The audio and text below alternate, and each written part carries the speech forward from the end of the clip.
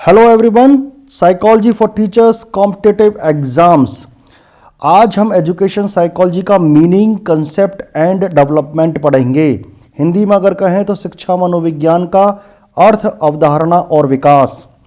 Edward Lee Thorndike, आपने इनका नाम अवश्य सुना होगा। ये अमेरिका के साइकोलॉजिस्ट हैं। He is considered as the father and founder of the education psychology. Yes, Edward Lee Thorndike को शिक्षा मनोविज्ञान का जनक और संस्थापक माना जाता है। अमेरिका के मनोवैज्ञानिक हैं ये, याद रखेंगे आप, ये अमेरिका के मनोवैज्ञानिक हैं। Yes, he is Edward Lee Thorndike.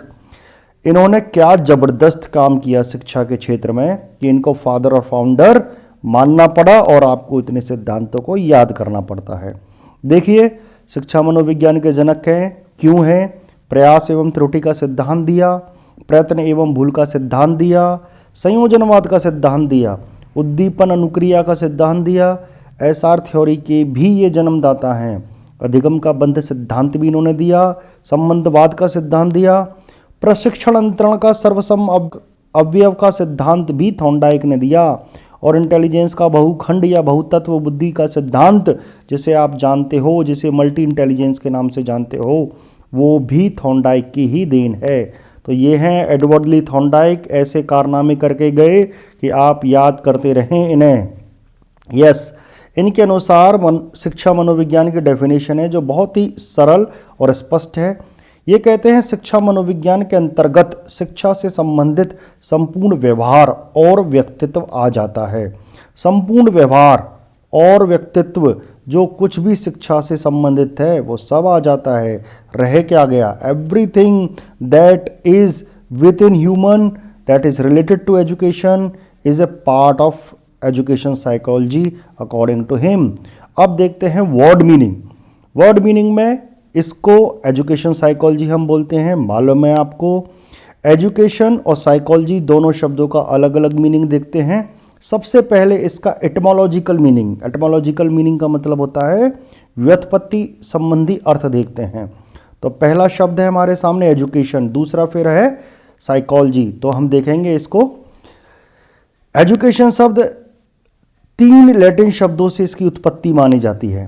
ये 3 शब्द आपको दिख रहे हैं, टेंशन वाली कोई बात नहीं है। तीनों लैटिन हैं, तीनों का अर्थ भी लगभग एक जैसा ही है, बस थोड़ा बहुत माइन्यूट अंतर है इनमें। पहला शब्द है एजुकेयर। एजुकेयर का मतलब है to bring up, to raise, to nourish, और इसका अर्थ निकल कर आता है विकसित करना या डेवलप करना। दूसरा शब्द है एजुसियर। एजुसियर का मतलब है to lead out, to draw out, to bring forth, यानी कि जो कुछ भी मनुष्य के अंदर, बालक के अंदर सर्वोत्तम है, योग्यतम है, उसको बाहर लाना शिक्षा का काम है। तीसरा शब्द है एजुकेटम। ये 2 शब्दों से मिलकर बना है, पहला है ई, दूसरा है ड्यूको। ई का मतलब है आउट ऑफ या अंदर से, ड्यूको का मतलब है टू लीड, आगे बढ़ाना या अग्रसर करना। इस तरह से इसका भी मतलब वही होता है जो एजुसियर का मतलब होता है, to extract out best in man. जो कुछ भी बालक मनुष्य के अंदर सर्वश्रेष्ठ हो उसे अंदर से आगे बढ़ाना या उसे अग्रसर करना विकास की ओर। मैडम एंड सर, अब इसका हिंदी मीनिंग भी देख लेते हैं। हिंदी मीनिंग होता है शिक्षा। आप जानते हो संस्कृत भाषा का ये शब्द है शिक्षा। शिक्ष धातु में अञ्य प्रत्यय लगाने से, आप जानते हो ये आदान स्वर है, इसमें अञ्य प्रत्यय लगाने से शिक्ष धातु में शिक्षा शब्द की उत्पत्ति होती है। यस, शिक्षा शब्द की उत्पत्ति संस्कृत भाषा के शिक्ष धातु में अञ्य प्रत्यय लगाने से हुई है, जिसका अर्थ सीखने और सिखाने की प्रक्रिया से है। साइकोलॉजी। अब देखते हैं दूसरा वर्ड इसका, साइकोलॉजी। यस, साइकोलॉजी 2 शब्दों से मिलकर बना है, पहला साइके, दूसरा लोगस। साइके का मतलब सोल, लोगस का मतलब स्टडी या साइंस। हिंदी में साइके का मतलब आत्मा और लोगस का मतलब अध्ययन या विज्ञान। इस तरह से इसका पूरा मतलब हो जाता है स्टडी, अंग्रेजी में स्टडी या साइंस ऑफ सोल, और हिंदी में आत्मा का अध्ययन या विज्ञान।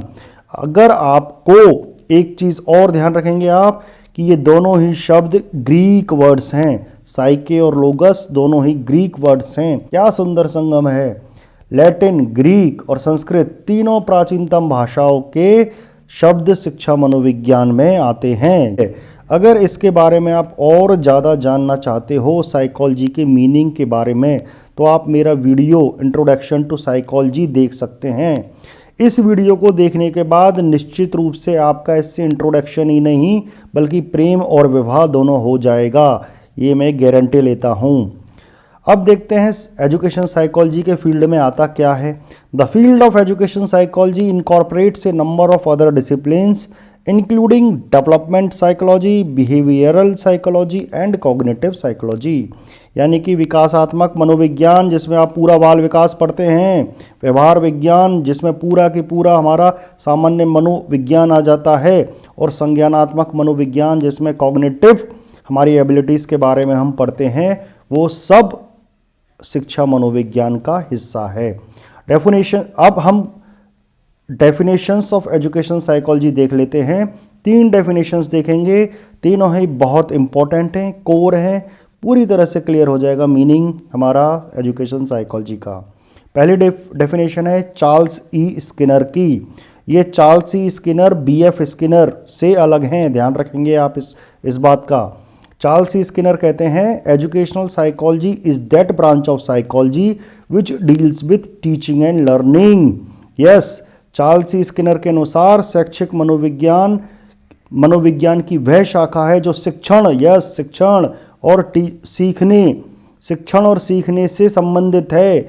अगर हम शिक्षा को एक तराजू मान के चलें और इसमें एक तरफ शिक्षण और एक तरफ सीखना रखें तो ये दोनों बैलेंस होने चाहिए। अगर ये दोनों बैलेंस नहीं है, मान के चलिए शिक्षण ज़्यादा हुआ और सीखना कम हुआ, तो ये तराजू बैलेंस में नहीं रहेगी, बच्चा नहीं सीख पाएगा, कोई भी नहीं सीख पाएगा। इसलिए बैलेंस होना बहुत ज़रूरी है। इसलिए शिक्षण और सीखने यानी कि टीचिंग और लर्निंग दोनों का बैलेंस होना most important part of education psychology. दूसरी डेफिनेशन है क्रो एंड क्रो की। क्रो एंड क्रो कहते हैं education psychology describes and explain learning experience of an individual from birth to old as.